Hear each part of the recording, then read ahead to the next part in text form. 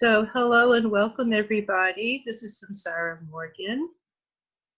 I am the founder and executive director of the Oakland Better Birth Foundation.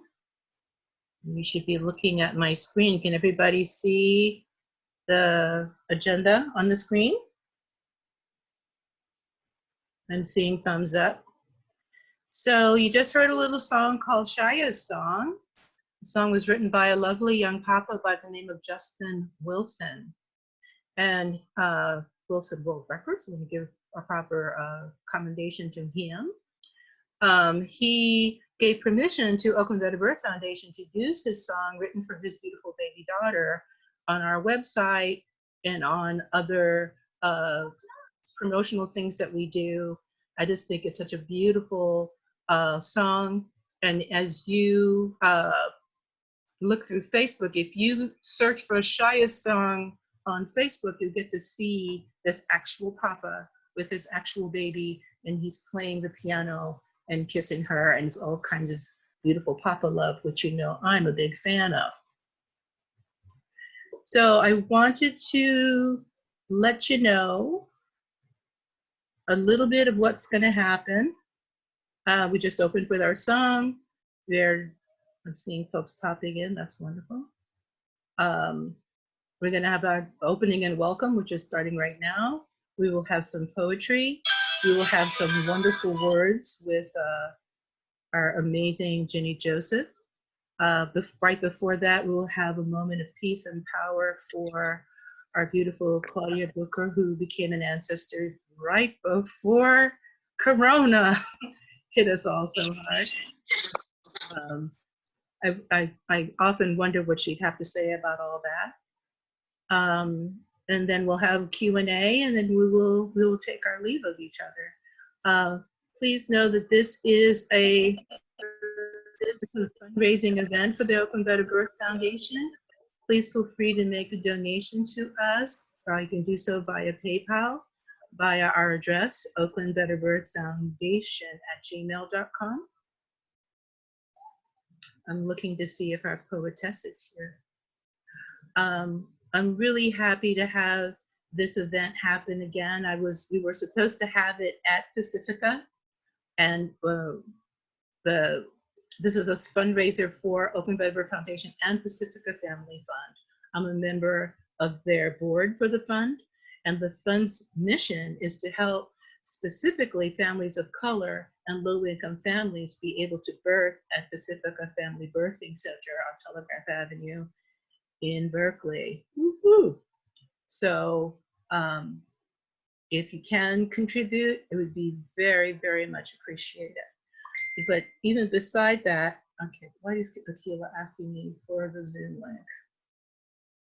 Excuse me.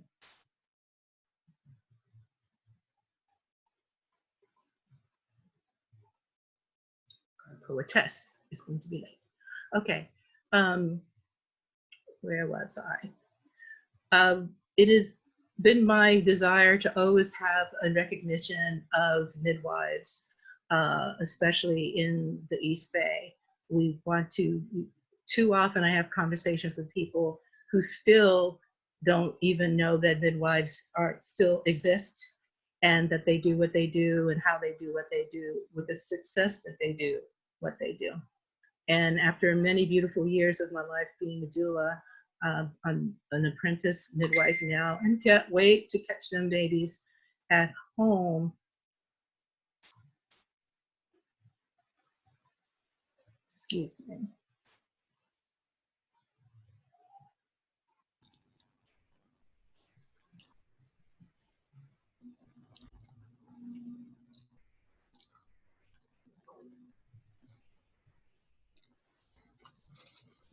I've reposted the event in the Facebook just now in case anyone just went to the page. Yeah, are you connected with Aquila, the poet? I can connect with her. Yeah, she needs help getting into this message, into this text thing. Hi, Judy. Hi. One of my preceptors is here. Say hi to Judy Luz. Hi, everybody. So I was talking about the fact that it's so important for us to always honor midwives. I can't wait to officially be one after many years of serving this beautiful world as a doula. We were originally going to have this event in Pacifica Birthing Center in their facility, and now we can't all be together in the same room. So we could be grateful to technology to allow us the ability to still meet, to honor our beautiful midwife sisters who passed, and to honor all of us birth workers who are doing what we do and helping to secure safe births for mamas and babies all over the world. This is the year of the midwife and the nurse. And as I said earlier to Jennie, these two professions that are just so disrespected, and two professions that really, hold the world on their backs, which tends to be what happens when women are doing things. But right back. More about that. Jocelyn, did you get Aquila in, you think? Because we were going to, she's next. Hi, Tora. Thumbs up. There you are, Aquila. So our next step is for me to introduce Aquila Lewis Ross, who is an amazing and powerful young mama and award-winning poetess. And she has so graciously volunteered 3 of her pieces to read for us, to get us to further our journey this evening. Take it away, Mom. Good evening, everyone. How are you? My name is Aquila Lewis Ross. I am, actually, there's something new that happened in my life. About a week ago, my family and I relocated to Las Vegas. What? Yeah, surprise. You got a reasonable rent and everything? Yeah, that's why, the rent. I got you. There's a major story behind all that. Most of it was we were pushed out, staying with the family in Stockton, and right when COVID hit,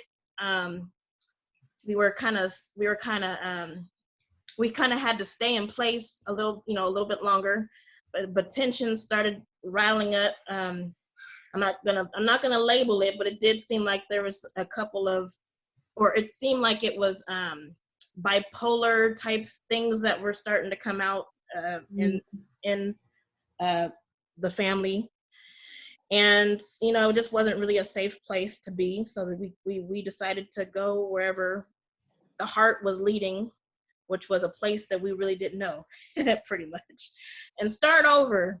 And we'll see how that happens. So I have a 2-year-old daughter. She will be 3 in September. And I am, even though, it is kind of uncomfortable having to be a performer and do all that online, I really do like this type of environment because I'm able to be more present with my daughter, and it's not as much as a hassle. But it would be great to be back into the community and the performance live entertainment type venues. I really do miss that, but we'll see how it happens. So Samsara asked me to share some poems. I'm going to flip the screen real quick and go on to Google Drive because that's where my poems are. I've been doing a lot of writing. Last month was National Poetry Writing Month. So I did some writing, and a lot of it was on COVID and our situation. But I also have a lot of writing on being a mom and what it was like for that in that new realm of life. Actually, it's not too much new now. I guess I'm starting to really get into it. So I'm going to start off with a poem called Alternative Birthing. It's not even my time, but I want to be prepared. Just like breathing in the first breath and out the last. No one knows the right moment or how long it will really last. But before there was a me or you, I knew my options. It was clear. After I tackled my fears, I adored the water. Parents are supposed to be teachers, but who can properly train when they've never been taught the right way? My paternal parent threw me in those strange waters, attempting to teach me how to swim, but drowning seemed easier. I sunk deep into the abyss, eyes blind to what was around, not recognizing sound. I've been baptized twice before, once when I was 9, and the second time I was an adult, old enough to know better, old enough to know. It wasn't until I was truly ready I learned how to swim. And now, as my body prepares for you, I pray that your journey is good and we get it right the first time. I wrote this in April 27. I wrote that in April 2017. Thank Beautiful. Beautiful. Thank you. I have a couple more, and these are more new poems. One, the second poem I'm gonna share is I got a chance to do. It's called I think it's called a phrastic, which is like I wrote a poem to another visual artist or a painter's painting. And this is in response to Peruvian Mother in the Field by Daisy Villanueva. And the name of the poem that I wrote is called A Mama Song. Mamas everywhere have a song. It is sung as they see their young born for the first time. Each breath begins a new song. So many songs have been written. Scores of scores are written on seashores, in the fields toiling in the hot sun, feeding us. A new day has begun. The indigenous hold on and remember, using their medicine to heal us, to heal the land. And they want us to remember, and so we must. Heal the people, heal the land, free them all, but we've forgotten how to sing.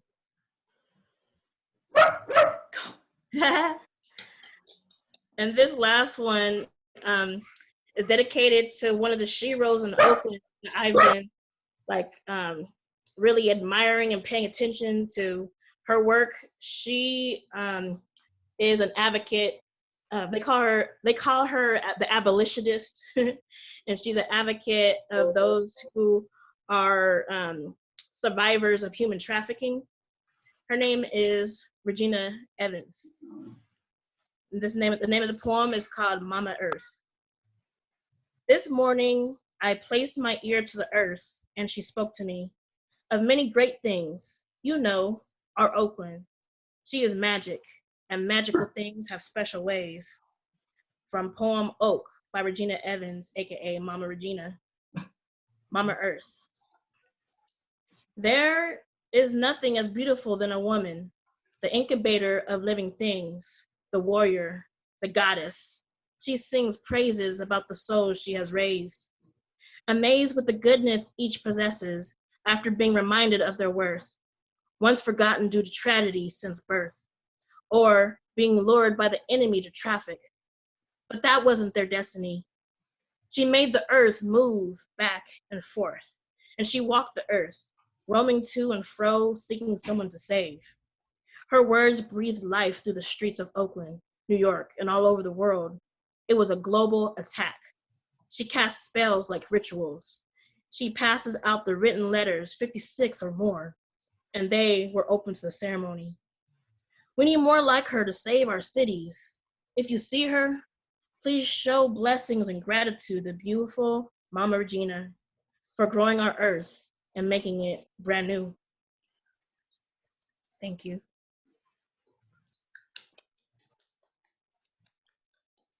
Thank you so much, Aquila. Can you see the screens? Everybody's applauding. Yeah. Thank you, everybody. Oh, you warmed my heart. I'm shocked to hear you so far away. I'm like, oh my goodness.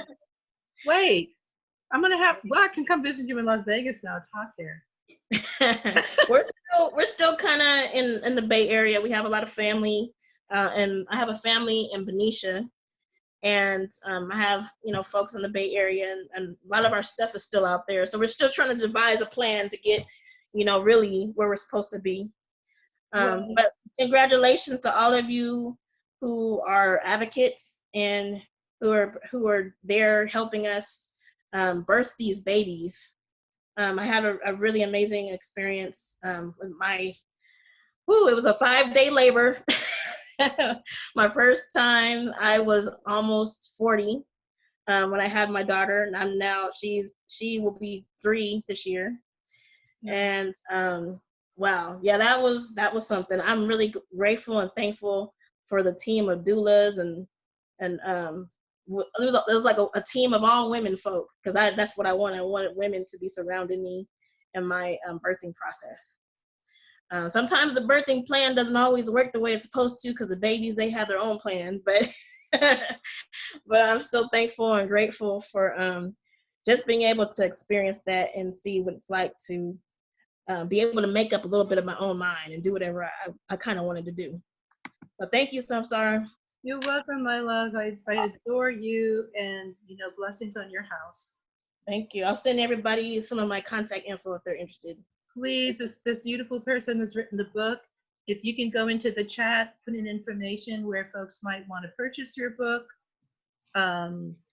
Please support a beautiful mama, righteous, powerful poet.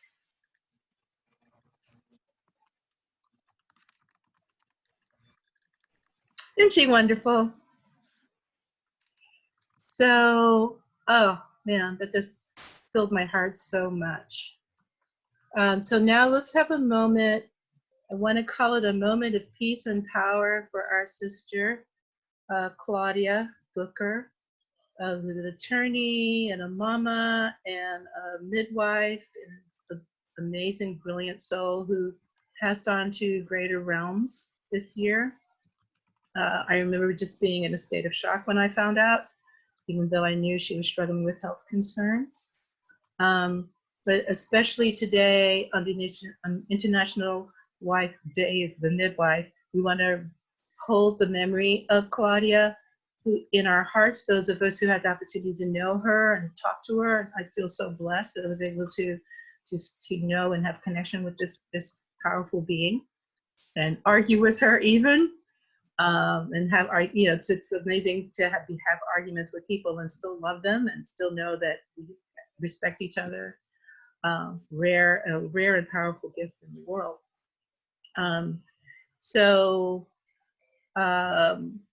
We want to remember Claudia. Those of you who did not get to know her, I've included a couple of little videos of her at the end of our agenda that you can take a look at later to just see what Claudia was all about.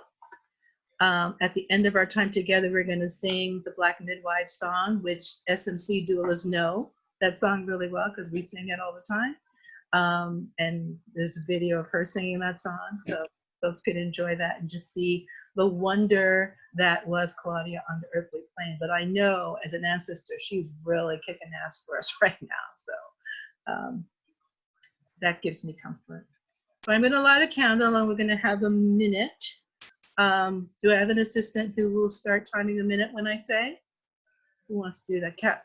Jocelyn's got it. And we'll just have a minute of peace for Claudia and for all birth workers who have passed this year.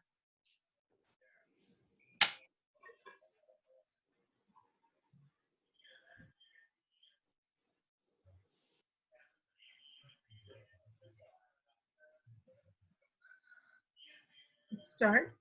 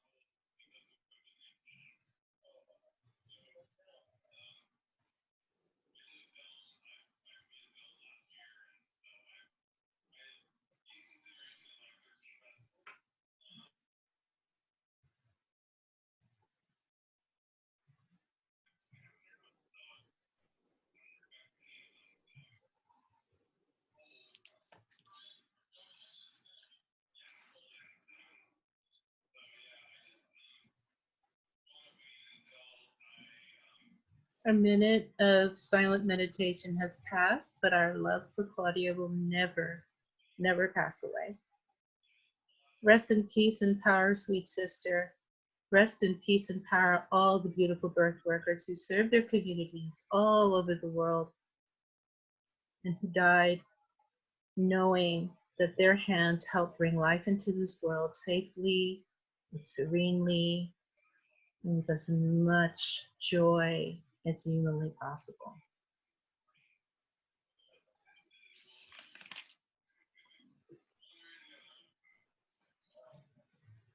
So, Miss Jennie, unmute yourself. Can you hear me? Is Jennie frozen?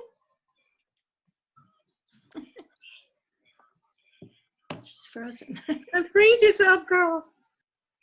Save yourself. Oh no. I'm gonna text her. I wonder if she figures it out. Will she figure it out?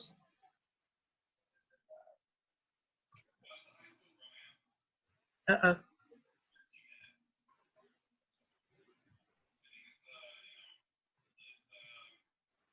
She's gonna pop back.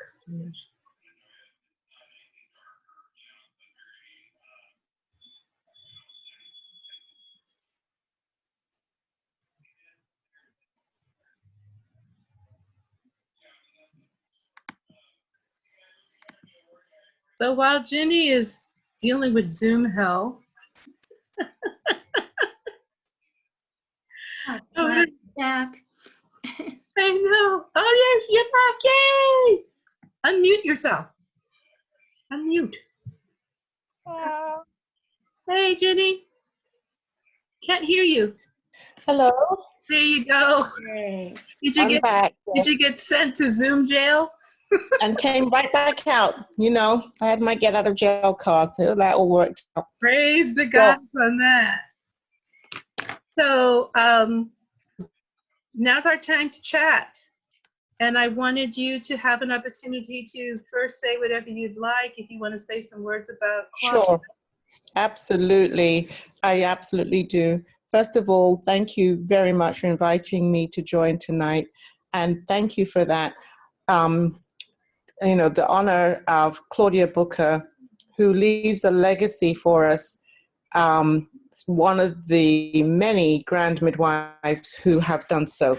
And this is such a poignant day because it's International Day of the Midwife. And, you know, for us in America and, you know, the last few years, probably the last decade or so, we've really picked up on that and typically celebrate that on May 5th every year. But this has been going on for a very long time. And when we talk about the International Day of the Midwife, everybody else figured it out. So we, you know, we're always late to the party, it seems, over here. I've been in the United States 30 years. I came as a midwife. I was already a midwife when I got here. I've been working 10 years in England, in London, in a busy maternity hospital as a midwife. I didn't do any research, fell in love, ran over to Orlando and married my sweetheart and thought that was like the smartest thing anybody could ever do, until I realized that, oh, midwife, people are like, what's that? What are you talking about? And that was 1989. Wow. So it's through those years of trying to figure it all out that the amazing midwives, particularly the Black midwives, took me under their wing and schooled me and showed me and led me and supported me and loved me and trained me. And I developed into a different type of midwife altogether. Uh-oh.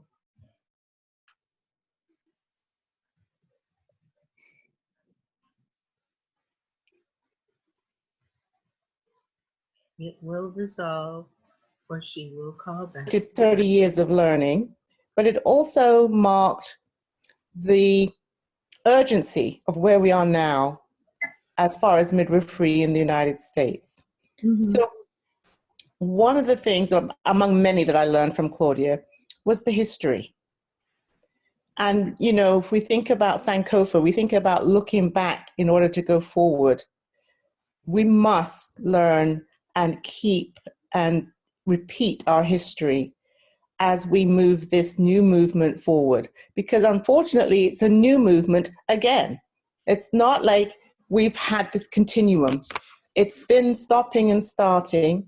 Once we were moved out and pushed out, shut out, and eradicated in the mid-20th century, Black midwives particularly, but also indigenous midwives, even immigrant midwives, were all but eradicated. And now we've had to turn and fight to rebuild the opportunity and the imperative of the community-based midwife. And that's who I'm talking about when I talk about the American midwife. It's not to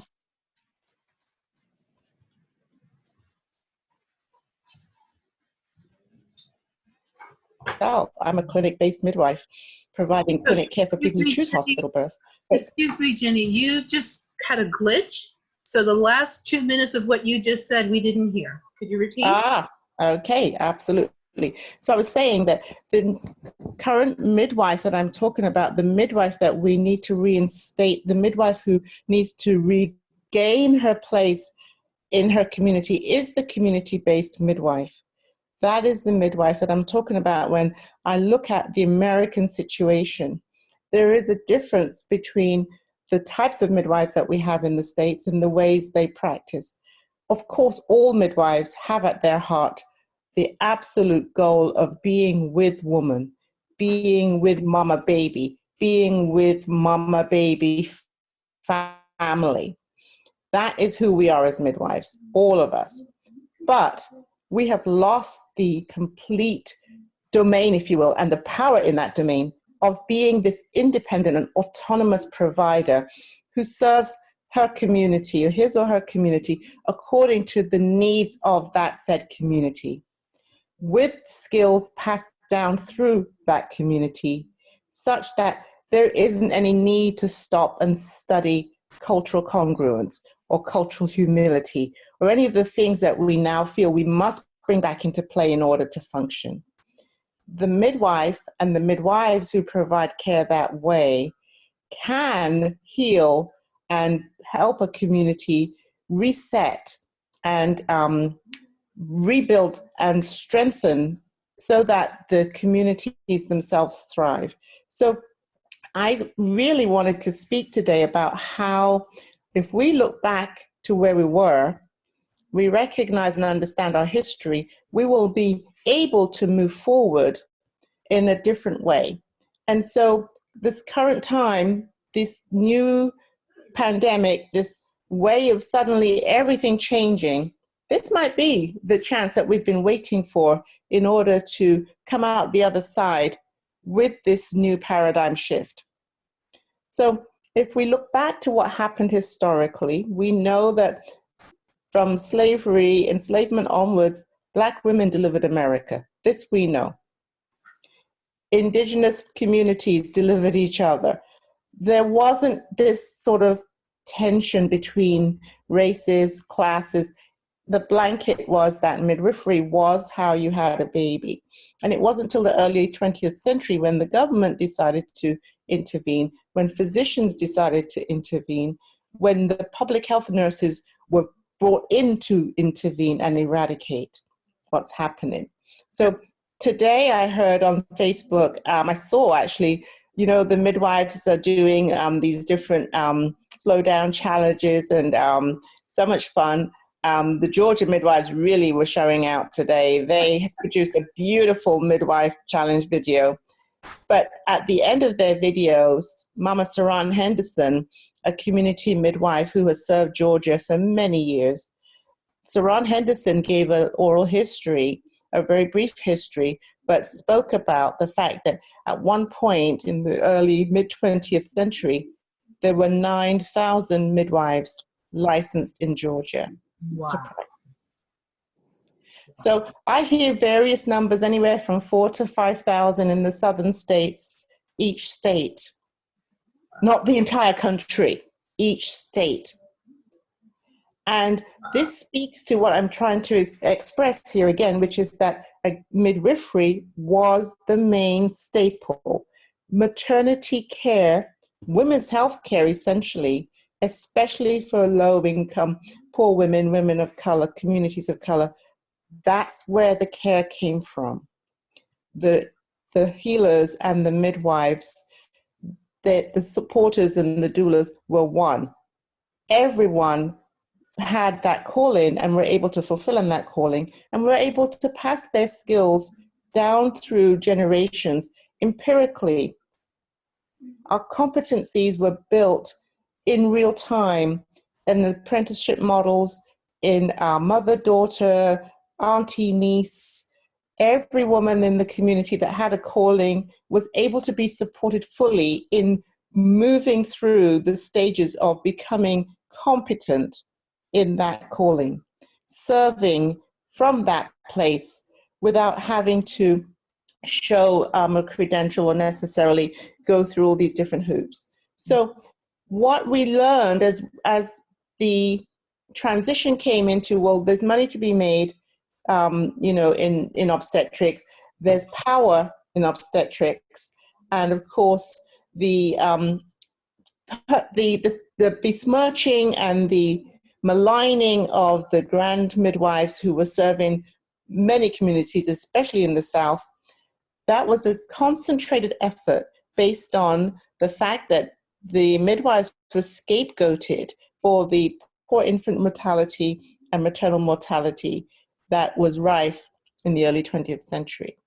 The Shepherd-Towner Act was a legislation that was passed, a federal legislation that said we had to now bring middle-class folk down to look at what was going on in the South, to do surveys, to get data, to understand the problem. And the fix was, let's send the public health nurses in to train the midwives. But essentially what happened was those trainings turned into licensure, turned into, now we'll take your license back, now we'll retire you on purpose, and you will find yourself without an opportunity and ability to practice anymore. And women were moved into hospitals for delivery. Of course, because of the institutional ways of being that we have to this day, racism and classism was part of that movement. Subsequently, Black women went into hospitals, but via the basement, via the back door, because in Jim Crow and segregation, they were not afforded the same options to birth in the same way as white women. So as the midwives were being eradicated, Georgia, for example, fell from 9,000 to about 2,000 by the 50s. But again, we now know we can count on one hand the number of Black midwives in any one particular area or state. One of the most interesting things for me as a midwife that came from another country where everybody was a midwife, just like everybody was a nurse, just like it was a normal thing to have midwifery care for maternity care. From coming from that to a place where at this point now, I pretty well could name the midwives. You know, we all know each other. And even when we find new ones, you know, it's not long before they're part of the family. Just like, even though there are way more doulas than there are midwives, many of the doulas know each other too. And this is in this vast country, this amazingly large body of land with a population in the, you know, millions, and yet we know who we are. That's how few of us there are. So when we moved into, you know, the movements, in the 70s, where, you know, basically it was like hippie movements, white midwives created their own ways of being around home birth, you know, the Anna Mae Gaskin, the farm, that became we've rediscovered midwifery. And we moved forward from there with, this is what midwifery is. But again, you need to look back at the centuries of midwifery, the skills and the art of midwifery that indigenous cultures had practiced and continue to practice to this day. And so the new midwifery became the thing. And for us who are, you know, now moving past that into this next phase, we are still a little caught up. Hospital-based midwives continue on the medical approach to midwifery care. And there's actually nothing wrong with that approach. But inside of this particular medical system, it doesn't work because we do not have collaborative medical care and support for midwifery in the hospital systems. In the out-of-hospital systems, we have a different dilemma because, again, with the lack of collaboration, we don't get to integrate care in a safe way. And then lastly, because of institutional racism, institutional and structural and historical discrimination, we continue to marginalize the people who are suffering at most through this situation, this way of being around maternity care. In every other country, at least in every other developed country, where women's health care is taken care of by government or large organizations and large systems, women are centered. Where there's problems, morbidity and mortality is through lack of resources, not lack of will. And that's the difference in the United States. We have a distinct lack of will to change a problem which is now more than a century old. And the problem, it seems, is not actually seen as a problem, but rather as a, how did this happen? What a surprise. We're shocked that 3 to 4 times as many Black women are at risk of dying due to childbearing causes. We're even more shocked that, in certain areas, it's even higher than that. And the reason we're shocked is because we have chosen to pretend that the system that we work within is okay, and that if we could just fix these Black women, they would be okay too. Right. So as we look at this overarching problem, we see the genesis of this problem, which was that the midwives were taken out of the communities on purpose, eradicated and eliminated. And even now, as there's new growth towards midwifery across all races and demographics, we are not getting traction. We're not able to take hold because the system that has been set up on purpose to keep it that way. This system works very well because what it was designed to do, it's perfectly fulfilling on. It's not designed to serve and support all. It's designed and its purpose is to make money because it's business first. And we are in America, and this is what capitalism is. So long as we put the dollar as the bottom line, we cannot change it. So let's talk about present time, because I think this present time may help us guide us into the future. Now we have COVID-19 and we have a pandemic and everyone's gone to. Uh-oh.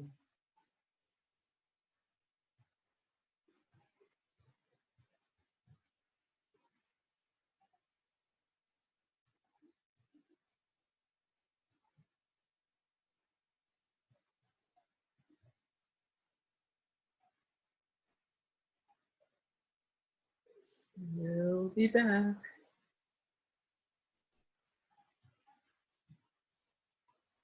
Making sure that all people, pregnant people, postpartum people, parenting people have the same access, respect, safety, and autonomy. Until we can get that in place inside of the system, not outside of the system, inside of the system, we will never see those disparities change. So this is our chance, because as people start talking about COVID-19 as a problem and the impact of this pandemic and how we are behaving and reacting, perhaps this is our chance to say, system-wide, we need sweeping changes. And I think all of us in birth work, all of us who care about perinatal concerns, could look at the bigger picture. I believe this is the time for us to come out of our silo and say, as a whole, every piece, every angle of this work needs to be addressed from the perspective of the bigger picture. I would love to just stay in my lane and just think about midwifery, fight for midwifery, and do the midwifery. But that is not getting me to volume. The volume is what we need. How would it be if there were 9,000 midwives in California? Right. I mean, any midwife, not even of color, but just 9,000 midwives. What would you do with that? How would it be if we could get to 9,000 midwives in Florida? Oh my goodness, right? And so if those 9,000 midwives, or, you know, any number of midwives, were able to have true collaboration with all the other systems, and then we could also at least recognize the value and importance of doulas as part of the perinatal workforce, community health workers as part of the perinatal workforce, chiropractors and massage therapists, and all of the alternative providers who holistically complete this circle of support. If we could provide that blanket of provider level who were open to this safer, patient-centered, mother, woman-centered, person-centered care that is so easy to do for us as midwives and doulas, but seemingly so very difficult inside of this system that we have now. This could be our opportunity to say, can we look at leveling this playing field, and can we all collaborate and work together? So I'm encouraged, because in some little pockets here and there, you see some change. You may have seen New York's governor put out a legislation just recently saying doulas should be recognized. We need more birthing centers, acknowledging the importance of perinatal workers basically in the middle of the COVID pandemic. Great, say it, especially somewhere like New York, where you're 12 times more likely to die if you're a Black woman, where the hospitals are clear that this hospital will kill you, this one might, this one's fine. Like, these are the kinds of conversations that can be had in New York. So why can we not begin to have those kinds of conversations across this country? Again, recognizing that we may have to lead on how we relate to other providers. Let's stop fighting with the obstetricians. They do get on our nerves, yes, but at the same time, they're necessary, and they are deeply entrenched in this system being the way it is. Let's look at how we can get along with the perinatologists. Let's look at how we can get along with the labor and delivery nurses. Let's look at how we can make sure that the anesthesiologists understand what we do and why. We have a lot of work to do, because we've got a lot of education to do. And while the moms, families are coming along beside us and with us, they also have that education, but we are still working inside of a system that doesn't understand what we're up to and why we're up to this. So I just want to encourage you, if you're at all feeling discouraged, I think we have hope. We have to keep fighting. We have to know that if our grand midwives were able to triumph in the way that they did in a completely different time, with very few resources and obvious work against them, we have no excuse. We don't need to get faint at this point. If anything, this is our time to go forward. This is our time to move. This is our time to stand up and to look at the international picture. As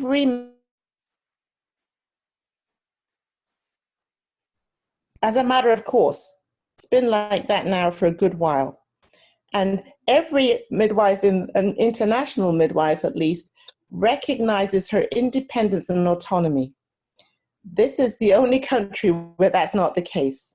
So this is the World Health designated year of the nurse and the midwife. Today is International Midwives Day. We know we have a strong legacy of midwifery that we can rebuild, and we can honor the women and the workers who put this effort in to give us this opportunity to lay the groundwork for us. And we can thank women like Claudia Booker, who in the time that they were here with us, in this current time, showed us that if we do nothing else, we must fight. Fight for our families, fight for our communities, fight for our midwives, fight for our doulas. Let's not get faint now. Let's get this done. And let's transform perinatal and maternal health care in the United States of America once and for all. So if you have any questions, any thoughts, any feedback, happy to talk a little bit more about that. But I would be interested to hear your opinions. Let me first give you a round of applause. Thank you. Thank you. And let me say, I really appreciate everything you said, because I have been feeling rather disheartened as a doula who has to walk her clients to the hospital door and leave them. I mean, the first time that I had to do that, it broke me. I mean, it literally broke me. I'm repairing myself from it, and it's been very, very challenging. It's hard enough being a doula and going into the hospital and being in that place of being open and radiating love, and knowing, not trying to be paranoid, but knowing that you're going into an environment that's not really happy to see you. Right. And then to have the reality of being locked out happen. It was also, it was bizarre, and it was also the truth. This is the way it has always been. Like, really, there's nothing new here. That's what's important. And that feeling, that's why I was talking about, think about what the grand midwives did, right? Think about how they were faced with that at every turn. Once those public health nurses showed up, once these government, people came in, once these physicians decided, oh, no, we're going to stop you in your tracks. These women had been working for decades. Right. They didn't need any supervision. They didn't need Right. someone to teach them how to put their bag together. That they were literally stopped at the door every turn as soon as this changed. They were put into institutions and had to wear their uniform and wear their apron and their hat and be inspected. And this is Jim Crow all over again. But what we must do is maintain our ability and our heart to say, we are still standing, and make sure that our families know that, despite the barriers. You may have seen, some of the doulas who've shared that they're doing virtual work, that they figured out how to call and to do Zoom and whatever else they have to do. And so they continue. And this is the spirit of who we are and how we've been. We find a way. Where there was no way, we make a way. And it doesn't always look like we think it needs to look. It's not going to necessarily be the triumph of, oh, well, I've got in the door anyway. That then stops us from being able to keep being creative, because then we just go back to, oh, well, we got in. This is our time to really work towards educating why what we do is a matter of life and death. And that's what we have to consider. That's the key. And that's the elephant in the living room, though. And that's what that's why I'm glad for the doula groups that was and the parents who were wise enough to not go to the hospitals. Actually, they went to their governor. Yes. Because the elephant in the living room for American hospitals is their hospitals are dangerous places, and that's why these doulas are important. That's right. And they don't want to admit that. Well, so they went above the head, over their heads to the governors, and the governors are like, well, these people are healthcare workers. What's the big deal? Right? That's right. That was wisdom to do that. And that's why we think differently. We think we pivot. We move this needle by any means necessary. Right. Because this is the level of the work that we're doing. And so if it means that we need to be organized, if it means that we need to take this to the legislation, if it means this is our time, if we're smart and savvy, and we know how to do that, clearly, we have made it through all this adversity, we're still here. Exactly. And so I'm really encouraged as opposed to discouraged, because I've spent these 30 years wondering how could this possibly change? Well, actually, for the first time, I think there might be a chink in the armor, in that we may have a place to get in and say, listen up, here's where it can change, here's how it can change, we're ready to go. I appreciate hearing that so much. I really do. Does anyone else have a comment or a question for Jennie as well? Christina? Hi, Jenny. Thank you so much for your talk today. I just wanted to make the comment that the other day, my mom, who was a midwife in Mexico, was telling me that every neighborhood in the small town that she was from, and it's not, I mean, back then it was a lot smaller, but every single neighborhood had their own midwife. Exactly. And you see, even now, Christina, that's how it is around the world. So, you know, there's the modern version, if you will. Like, I was trained in a hospital, but I was trained in a system across our country in the United Kingdom where every woman has access to a midwife in her neighborhood. And then you move up, you know, from the local, we call them general practitioners, through the community midwives, to the hospital midwives, to the big systems, just like here. But they're all run with midwives. So where you all have registered nurses managing labor and delivery, we have midwives. Where you have community clinics with nurse practitioners, we have midwives. Where you have home visiting, we have midwives. So the midwife was the provider, whether it's, you know, in the medical sense or not, but that person covers the mother-baby family throughout and is trained and licensed by the state or the government to do that work. So the traditional version of meant that the home birth midwives service their communities as well, and especially in remote or small villages, small towns. That still goes on in much of the rest of the world. So they found a way to balance the modern and the, you know, more traditional. But again, the missing piece that there's always in place in every other system that I've seen and know about is the collaboration. And by that, I mean the traditional midwife, the local midwife, the hospital midwife, the physicians, the maternal fetal medicine specialists. Everybody works as a team on purpose. It's set up that way, and there's no arguing. There's no territorialism. There's no, oh, I need to earn more money than you. There's no, I'm smarter than you. None of that. Because why? The mother-baby family is centered. There's only one purpose to exist in the field if you're in perinatal maternity care work. That's to serve the mother-baby. Right. What we have backwards here is we are centering money. Right. We're centering power. We're centering silos. So your mom's experience, Christina, is that she knew that as just a matter of course. Of course, everybody has access to a midwife because midwives are part of the life cycle.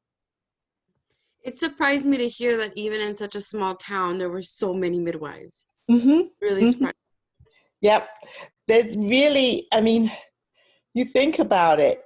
How could there not be? Let's do it the opposite way. Exactly. What would happen to humanity if that wasn't so? Right. Right? Like, you know, we have healers.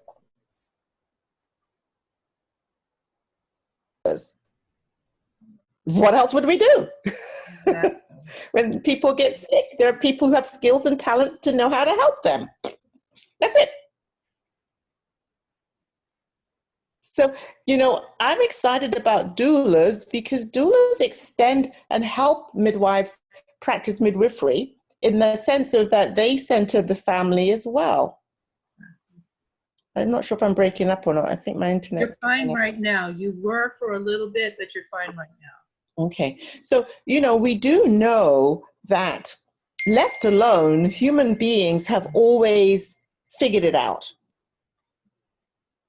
That's what human beings do.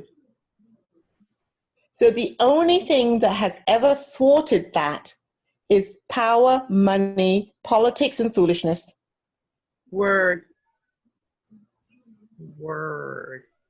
Should we just call it patriarchy? Can we just do that? There's so many names for it. Same old nonsense. The nonsense is the patriarchy. Yes. Yes. You know, and it's always been, I was having a conversation with someone today where we were talking about, like, go back to the Bible. And the Pharaoh tells the midwives, tell us when the Hebrew women are birthing their babies so we can come and kill them. And the midwives were like, see ya, Pharaoh, on that one. So, you know, and the midwives have always having to refuse to serve anything other than the mother baby. That's right. That's right. And it's that simple. So we've made it very complicated. So I'm advocating for midwifery model care and behavior across any discipline.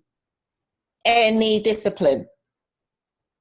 Because essentially midwifery is simply patient-centered, mother, woman, family-centered, person-centered care. That's it. If you do it from the perspective of how would you want your loved one to be treated, that's midwifery. End of story. That's it. Right? So take care of human beings, how to nurture and keep healthy human beings. Yes, and support, acknowledging somebody for whatever misery they may be dealing with has always been, you know, my simplest answer for what are the competencies. So when you acknowledge to somebody things aren't going well or things are not perfect, and they realize that you get them and you hear them, you're listening to them, that's healing. And it's so easy. We all have access to that. And what I know, especially when we look at the statistics from my clinics over the years, we've been able to show that that approach mitigates preterm labor.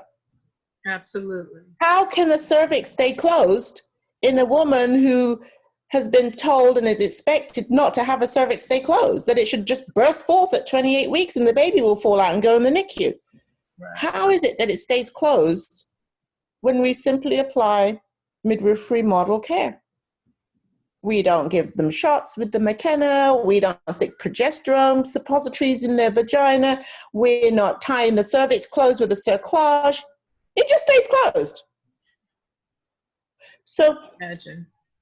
That's the thing. We know we have power and skills that as we hand them on to each other and share and pass them down again through new generations, these empirical ways of being save lives. Anybody can apply the midwifery model of care. Wouldn't it be awesome if every family practice doctor practiced like a midwife? If every nurse practitioner practiced like a midwife? If every obstetrician practiced like a midwife? It would be so simple. And it was so like that. Like, we even know, you know, I'm 60 years old. When I was a child and had asthma, our physician came to our house. Yes.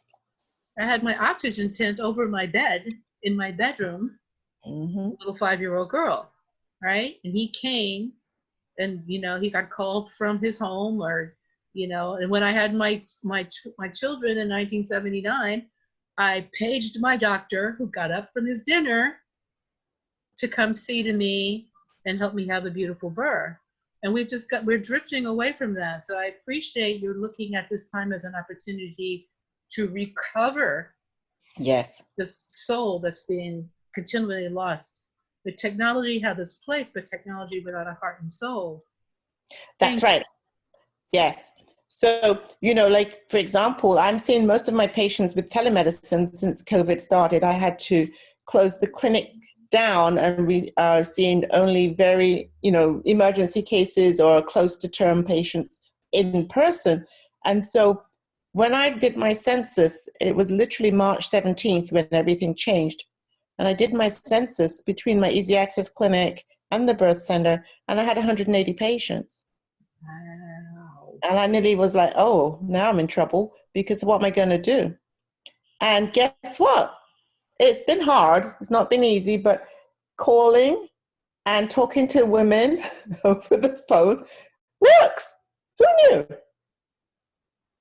Who knew? We're doing prenatal care over the phone. And you know what's interesting?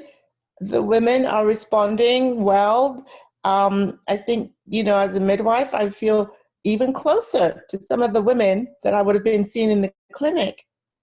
And there's a new affinity in the fact that they get a personal phone call.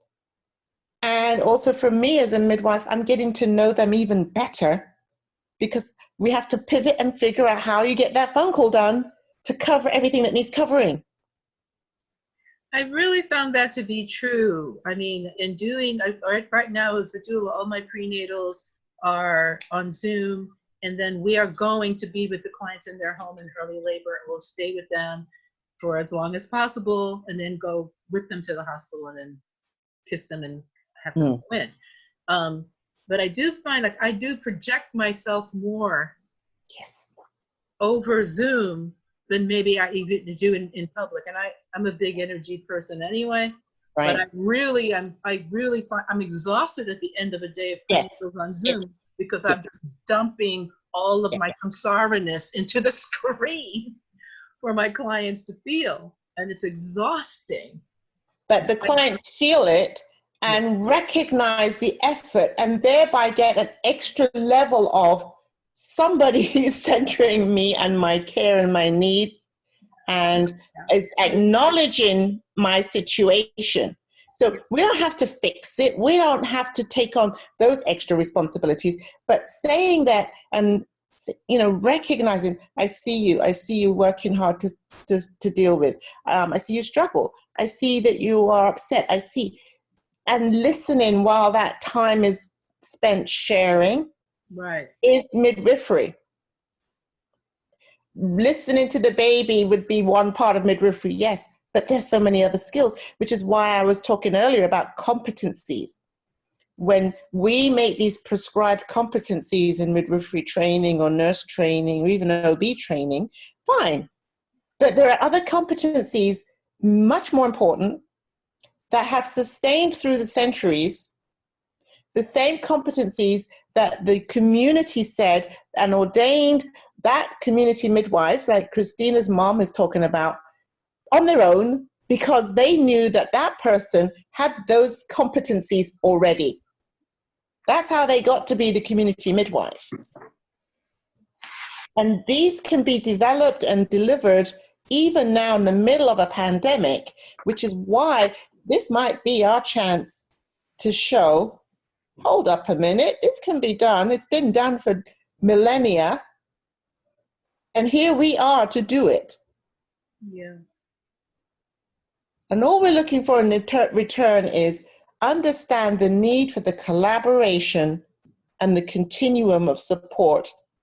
And let us do what we do. We will transform this mess in a hot minute. It also requires so much trust too, because so much of the fiddling around that we do is fear-based in a way of not trusting that the birthing person's body is not going to be able to do this. So there's a lot of extra fiddling around that we do. And in this situation, because you're talking and sharing, and you're talking about nutrition, and you're trusting more the client is going to be taking her responsibility to do those things. And the client in turn is motivated perhaps in a different way because of the pandemic, because of the change, the fact that there's a new reliance on home base and family, in building independence. All of these things have been thrust on all of us, the clients and the families and the community, just as much as on the providers. All of us have to be willing to say, oh, this is different. I get stopped at the door. Oh, this is different. I don't get to hear the baby. I have to feel the baby. Oh, this is different. I have to go ahead and follow these nutritional ideas here, because if I don't get, a chance to go in and get my urine tested or my blood pressure done, I'm going to have to hope that how I'm eating is keeping me safe. I'm going to get out and walk because I've heard that actually helps. All these things that may not have been, we'll see. That stuff that was more inclined to be, well, there's no real need, I'll be all right. Now there's a real need. And I'm willing, because I have to change. I'm homeschooling these children. Oh my gosh, that was the last thing I ever wanted to do. We'd go and stir crazy up in here. Or we could just be like, thank goodness we're safe at home. And now let's rebuild and rekindle relationships that long been lost. So there's a lot inside of this confusion, mess, and horror that is also potentially transformative. And I'm going to say out loud, I think it's protective in a way that we haven't looked at before. I love everything that you're saying. I want to open it up again. Does anybody else have comments or questions? Jocelyn? Hi, good evening. Thank you, Ms. Joseph, for being here and sharing your words and some inspiration with us. And thank you, Samsara, for hosting this today. Because I do have to say that at least 3 out of the 7 days of the week, I'm pretty overwhelmed with the work of what's going on right now.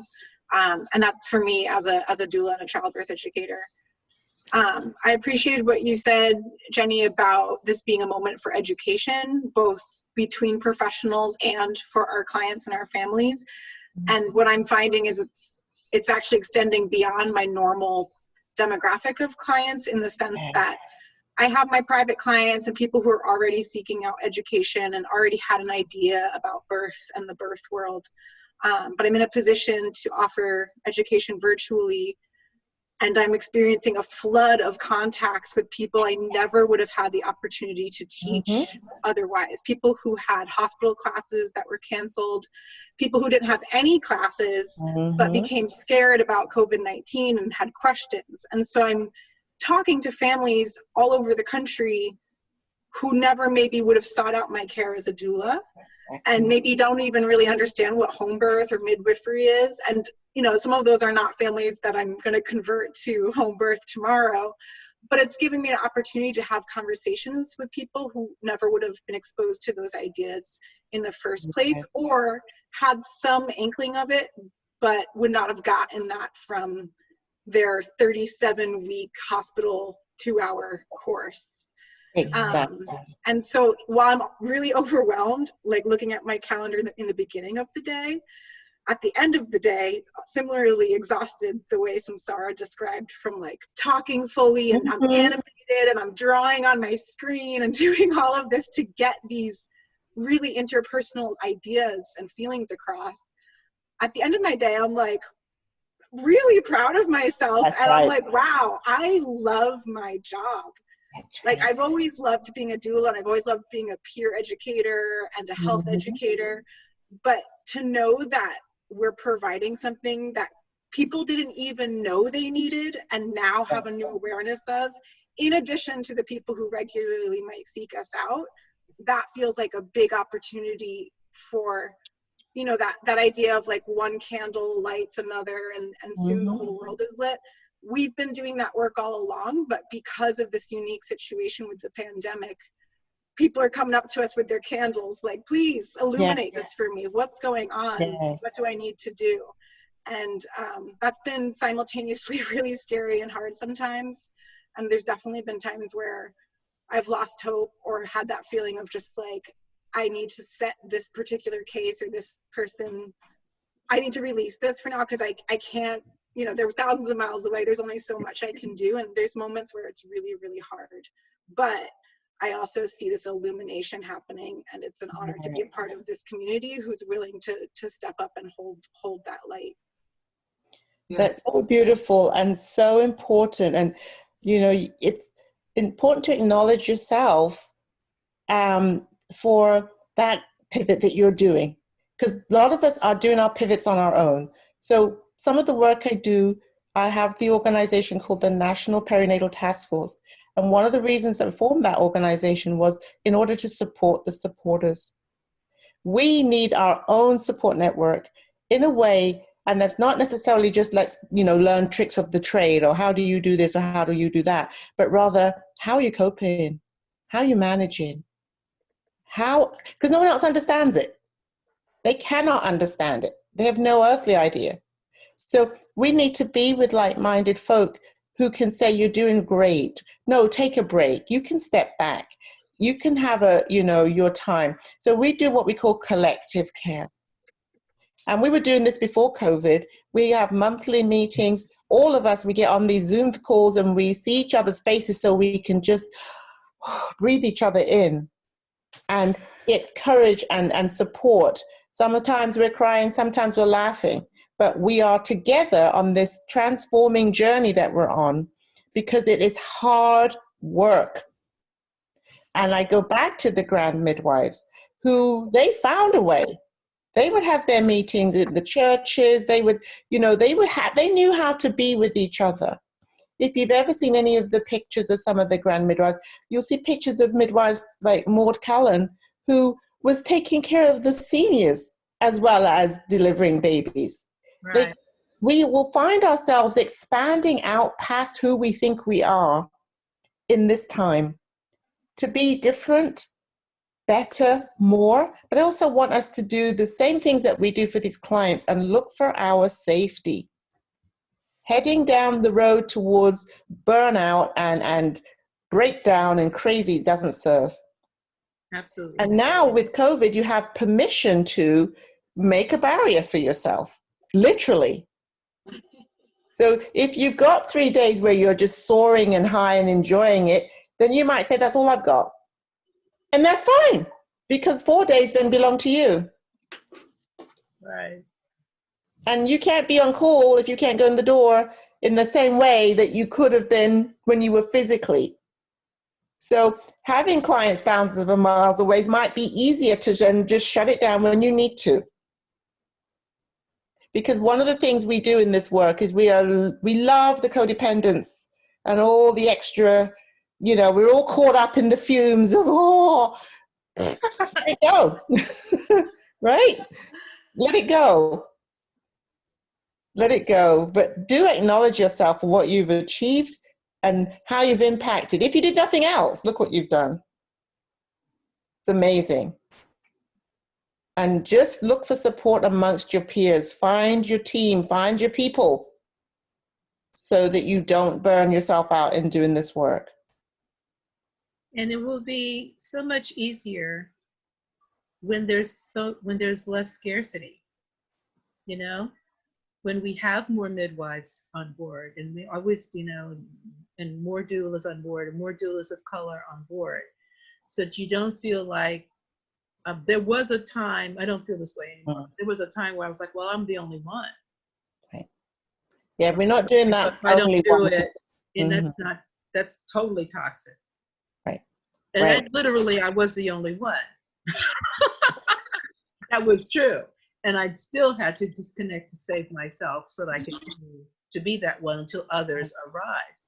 That's right. Until the tribe arrived. And more the discussion about midwifery, like, thank you, Ricky Lake, for, shaking the cage here in this country. And then in this new pandemic, it's gotten people talking about home birth and talking about doulas as a regular course, For how long did I have to ask people, people have asked me what a doula was and they had no clue. People know what a doula is now. Yes.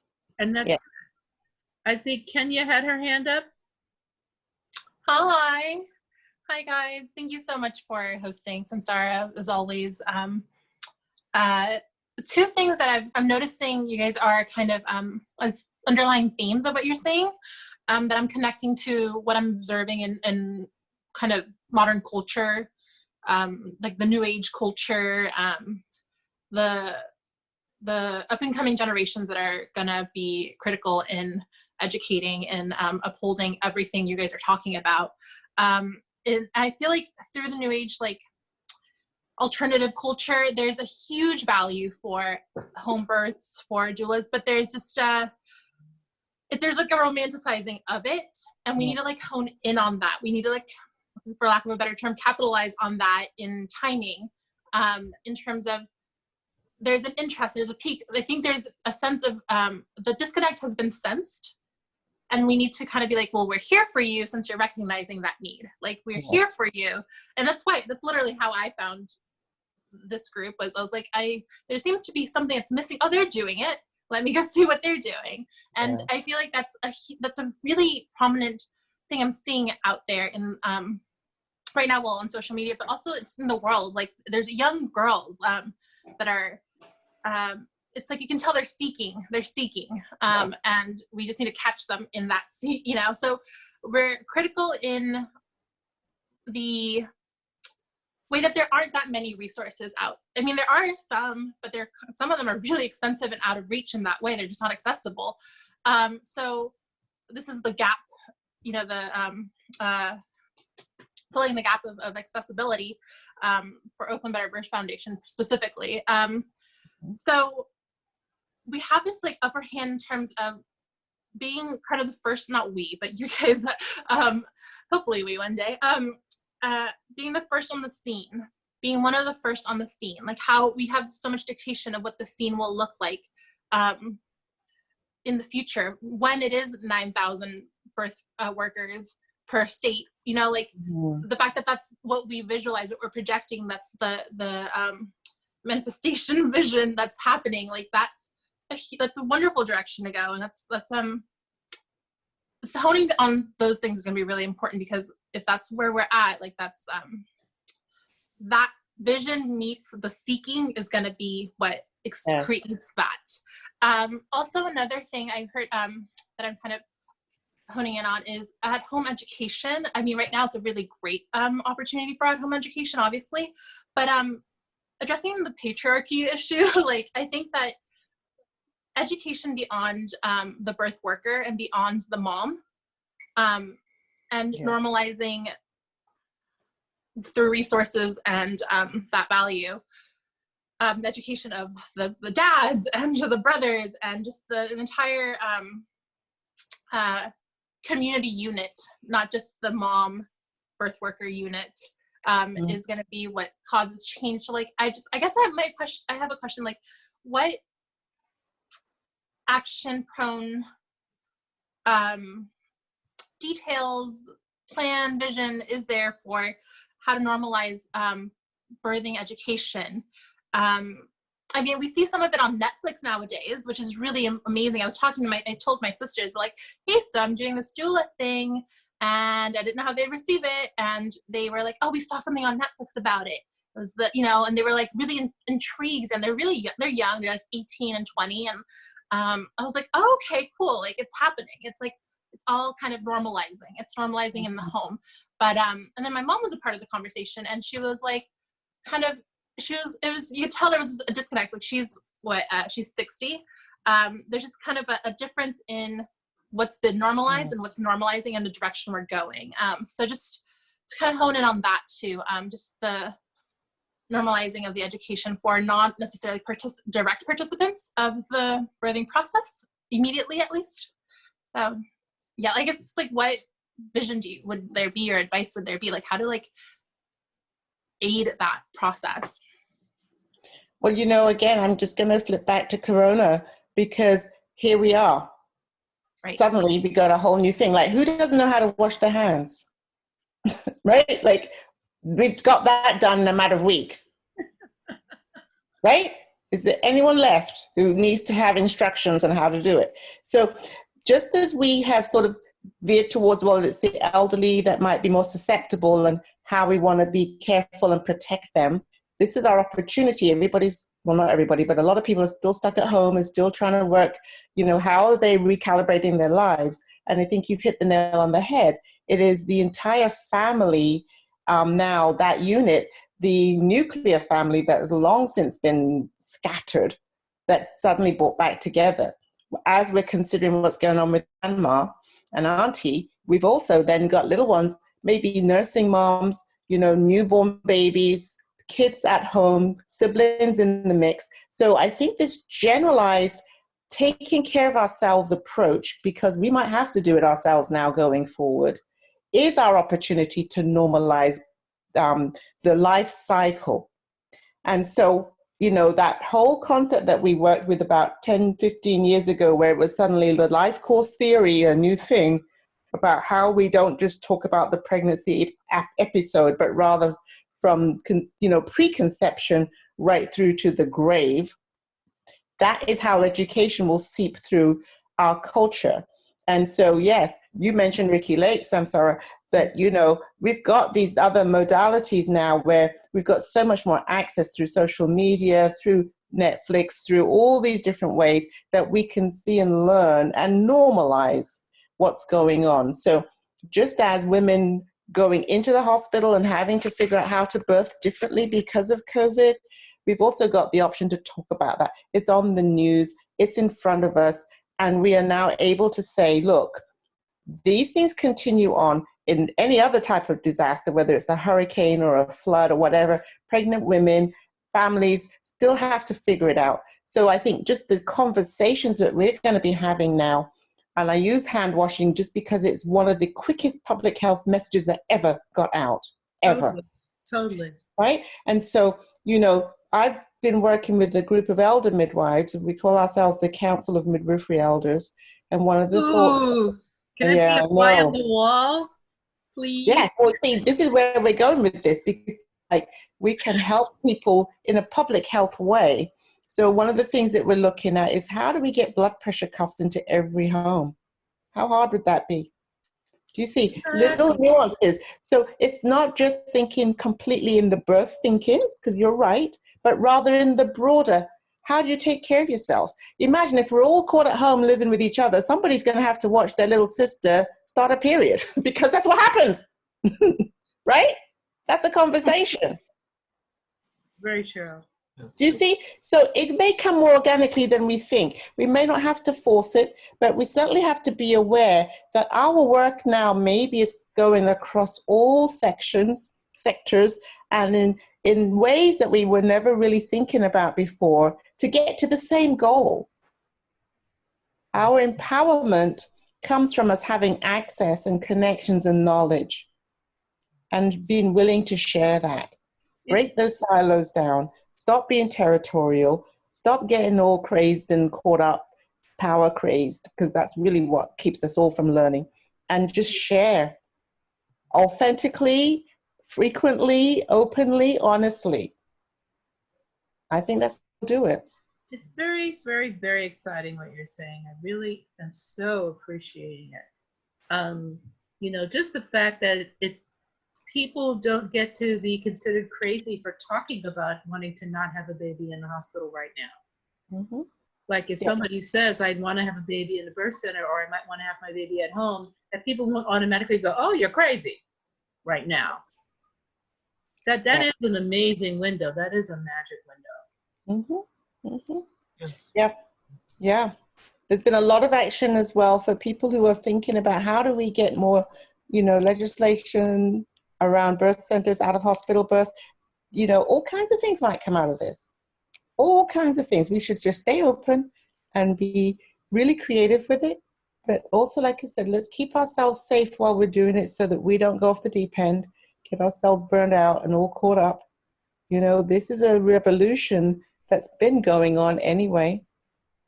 Now we're just maybe getting really sort of savvy about how we can do this and come out the other end. So just the same way you are with the moms, families, you know, the birthing people, be that way for yourself and with each other, right? So I'm going to do my self-care moment, which is I'm too old to be up at this time of night, and I've got to do a clinic in the morning. So if I could be able to take my leave, and as much as I've enjoyed talking with everyone, and thank you for this great opportunity, and thank you for honoring Claudia. It means so much to me.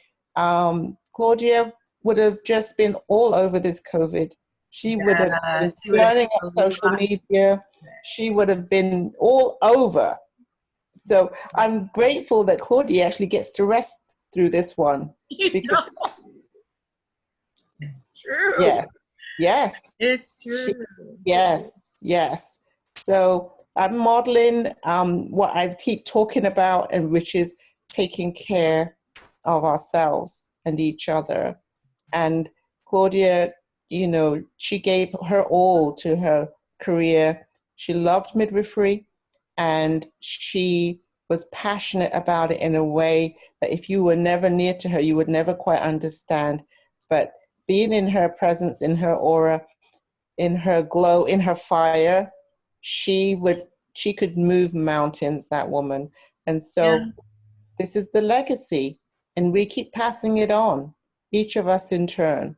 So She caught babies right up until like a week before she died. Oh yeah, she Last baby. Yeah. So, be encouraged. Take time with yourselves if you need it, but know that this movement and this fight will be here when you're ready, and we're ready to go. So we'll help each other through it. We'll come out the other end. Thank you so much, Jenny. Let's give you a round of cyber applause. Thank you all for hanging in there, and I'm sorry about the shaky internet. It's fine. It's all fine. right. I really want to thank you. I've been dying to have you in Oakland, so I'm happy to have you in Oakland cyberly this way. Yes. And thank you for your time, and thank you for being a good example for us of self-care, because yes, it's night time for you. Yes, big time. And it's a time for us to close now. I just want to remind the folks in here that this is a fundraiser for Pacifica Family Fund, as well as Oakland Better Birth Foundation. Our address for PayPal is oaklandbetterbirthfoundation@gmail.com. Every little bit helps to help us doulas do our doula-ing and help the midwives do their midwife-ing. We really want to lift up and with love and respect Pacifica for their stated intention around helping Black and brown and poor folks be able to birth in their facility and doing as much as possible. Yeah. Also, it's set up with Pacifica that every family that births there and gets family fund money to birth their babies there, they also will get a doula. So they're also supporting a doula, and the doula will get paid. Imagine that. Yeah. So we want to say hello to Cindy Haig, who just joined us a little bit ago. She was up doing her work in the world, but she is one of the midwives that runs Pacifica, and so I'm happy to see her pretty face. And let us close out of respect for our beautiful Claudia. Let's do "I Love Being a Midwife." If folks haven't sung the song, how it goes is, I love being a midwife, and then I love being a doula, and then I love being a healer.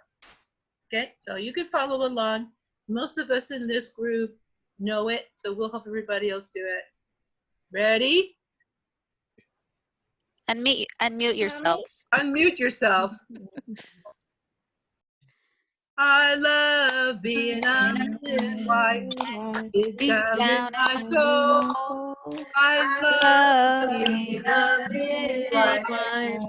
Deep down in my soul. I said deep. I said down, deep down in my soul. I love deep down in my soul. I love being a doula. Deep down in my soul.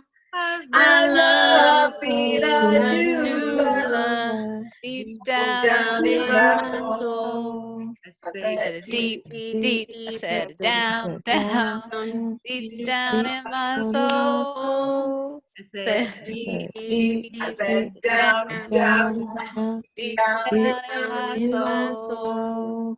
I love love being being a a healer. healer. Deep down in my soul. I I love love being a healer. deep Down down in in my my soul. soul. I said it deep. I said down in my soul. I said it deep. I said down. I said deep down in my soul. Woo, we did it.